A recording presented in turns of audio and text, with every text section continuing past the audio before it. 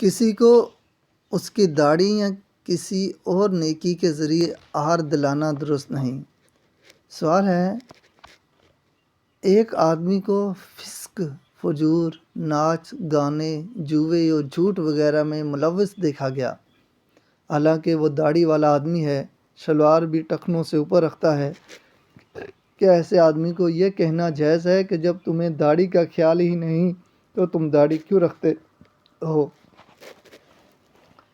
جواب ہے، محدث اثر علامہ بانی رحمۃ اللہ قطعاً نہیں فرماتے ہیں کہ قطعاً نہیں، اس میں کوئی شک نہیں کہ اس نے اچھے اور برے اعمال کو خلط ملط کر دیا ہے۔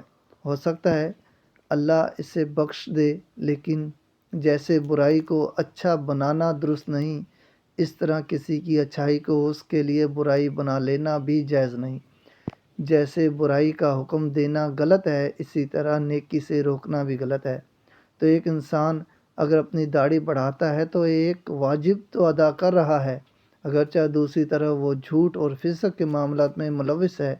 ہمیں زیب نہیں دیتا کہ ہم اسے اس کی برائی پر پکا کریں اور رہی صحیح اچھائی سے بھی پھیر دیں، بلکہ ہمیں اس کے برعکس کرنا چاہیے کہ ہم اس کے نیک عمل کو ذریعہ بناتے ہوئے مزید ترغیب دلائیں کہ وہ نیکی میں پختہ ہو اور ایسے اعمال سے رک جائے جو شریعت کے مخالف ہوں۔